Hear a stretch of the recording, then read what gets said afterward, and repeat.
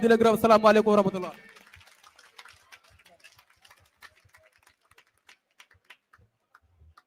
jërëjëf jërëjëf Bada Ndiaye dama fee jot ñu bëri ci communes yeeg département yi di wax ne dañoo jàpp ne peut-être protocole bi wax par commune la wala par département demeewul noonu waaye li ñu bëgg ñu xam te wax naa ko au début du nord au sud boo nee nord nag képp koo xamante ne considéré nga Sénégal ci nord bi nga bokk xamal ne ca nga bokk nga ñëw dans le centre du pays képp koo xamante ne ci centre du Sénégal nga bokk rek xamal ne ci nga bokk nga dem dans le sud képp koo xamante ne ci sud nga bokk ci nga bokk nga ñëw à l'est noonu à l'ouest noonu xamal ne boo nekkee ci salle bii mënuñoo tudd commune yëpp xëy na mënuñoo tudd département yëpp xëy na waaye yéen ñooñu nga xamante ne amuñu chance peut-être ñun ñoo amul chance xam leen wala boog ba mën a tudd li nga xamante ne mooy seen commune ak seeni département xam leen ne ñi jot a wax ak yéen a bokkandoo li nga xamante ne mooy xeex bi te seeni frère lañ il parle en votre nom te loolu mooy li nga xamante ne moom la ñu suñu kilifa politique mës a wax kon ñun amuñu wax dëgg neex yàlla bàyyiwuñu xel sax daan ne kat nañu tudd kii bañu tudd kii loolu nekkul suñu mbir loolu lañ ne woon lañ ko wax waxoon naa ko au début c'est vous qui êtes les héros yéen ñi nga xamante ne xamuñu leen yéen ñi nga xamante ne gisuñu seeni kanam exemple ma si joxe sama bopp la comme niñ ko xamee waaye yéen li ngeen fi jot a xeex li ngeen ci jot a daj amaana ñun dajuñu ko kon bu ñu mënul a tudd seen tur sax parce que xamuñu ñëpp wala mënuñoo tudd commune yëpp xam leen ni yàlla seede na ko kenn gënu leen a nekk ay héros ci xeex bi waxuma ko pour bu leen neexal ndax ëpp ma leen xel waaye dafa am parce que yéen a ko daj loolu laa ne woon dinaa leen ko wax pour ngeen xam ne li nekk seen xol comprendre nañ ko waaye yéen aussi comprendre leen ku nekk bu mënoon a jël kàddu fii dañ koy jox kàddu waaye gis ngeen ni mu demee dañ ñoo jox protocole ñu war koo respecté kon maa ngi leen di jéggalu bu baax a baax a baax ci ñi nga xamante ne xawoon nañ koo gisee neneen maa ngi jéggalu bu baax a baax dañuy woo ñoo xam ne mbokk yi fu ñu jàppee kenn ci ñun wala ñu lor kenn ci ñun wala sax justice bi ñu yaakaar te di ko woo faw ñooñu ñu ñëw teew parce que ils étaient là depuis le début et ils continuent d'être là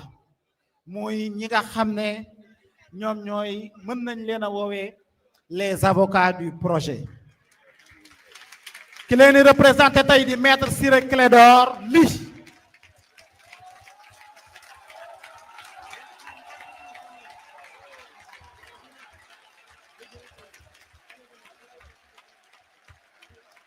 à travers lui ñu defal hommage ñi nga xam ne ñoom ñooy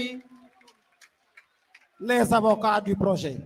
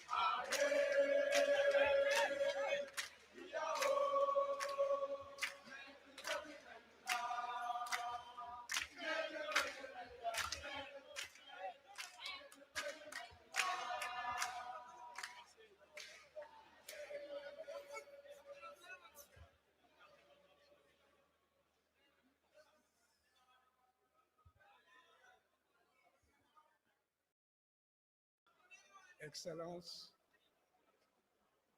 Monsieur le Président de l'Assemblée nationale,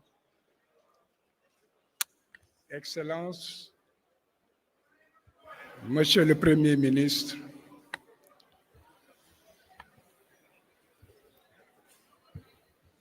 Mesdames les ministres de la Justice, garde des Sceaux, Mesdames et Messieurs les membres du gouvernement, Mesdames et Messieurs les élus du peuple sénégalais, Mesdames et Messieurs de la société civile et des organisations des droits de l'homme, chers invités, en vos rangs et qualités. Au nom de la défense, j'ai demandé à prendre la parole pour porter la voix dans cette assemblée réunie sur l'initiative des hautes autorités de ce pays. Au nom de la défense, la voix de tous ceux qui luttent pour un idéal, l'idéal de justice, la défense était présente. Nous étions à vos côtés. Nous sommes à vos côtés. Nous resterons à vos côtés.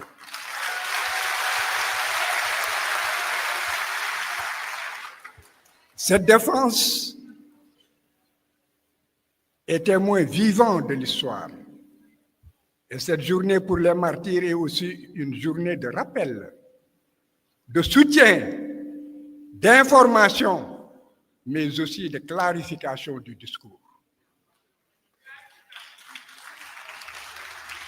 Le Sénégal a vécu une période de violence et de mensonges d'État qui ne s'efface jamais dans la mémoire des hommes. Cette période est inscrite à l'encre indélébile sur les pages de l'histoire de l'humanité. Souvenez-vous et ne l'oubliez jamais. La violence d'État s'est abattue sur le peuple combattant à main nue. Ce peuple a vu ses enfants braver les tortures, braver la prison et la mort pour répondre à l'appel d'un homme dressé contre la corruption, la concussion, l'enrichissement illicite pervers, l'insolence du pouvoir inféodé au lobby et à l'impérialisme. Ce peuple mérite respect et considération. Le Sénégal et tous les opprimés de la paix, de la terre, en quête de justice et de souveraineté, ont un devoir de mémoire envers ces martyrs et ces victimes. Leur mort ne sera pas vaine. Autant que les martyrs, ceux qui ont survécu au bûcher ont un droit imprescriptible et inaliénable, non négociable devant les hommes et devant Dieu.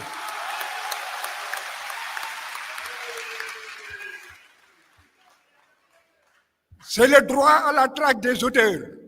la traque des complices, la traque des commanditaires de cette tuerie en masse, de ces victimes de blessures, de brûlures vives, d'arrestations arbitraires, de détentions injustes, de viols, de traitements inhumains et dégradants, de barricades injustes, de meurtres et d'assassinats systématiques exécutés dans le cadre d'une politique d'État. Je dis bien exécutés dans le cadre d'une politique d'État et à l'échelle de l'État. Nul ne devra être épargné dans cette croisade pour la vérité et la justice contre l'impunité. Et les jurys dirigeants de pays étrangers qui ont porté aide et assistance sous quelque forme que ce soit devront aussi répondre devant un tribunal spécial sénégalais. L'État doit mettre les moyens, protéger les victimes et les témoins, les sécuriser, les accompagner, engager des experts et des avocats compétents et expérimentés à plein temps, outiller les enquêteurs, renforcer les capacités des magistrats qui auront en charge à plein temps ce dossier, réviser par l'adoption illico presto l'organisation judiciaire et le code de procédure pénale sur la compétence et les règles de procédure qui ne sont pas encore adaptées aux poursuites de crimes contre l'humanité. La coopération pleine, entière et sans réserve de l'État central est une condition sine qua non pour atteindre les objectifs et ne pas décevoir. Le renseignement devra coopérer pour établir la politique d'État et la responsabilité des supérieurs hiérarchiques ainsi que la complicité d'États étrangers.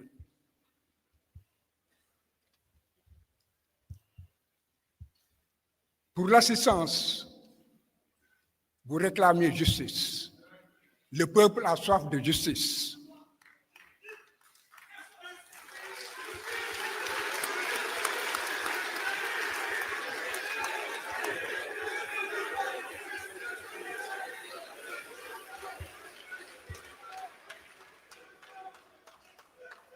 J'ai dit tantôt que vous avez fait confiance à un homme. Cet homme est là. Faites-lui confiance. Justice se fera.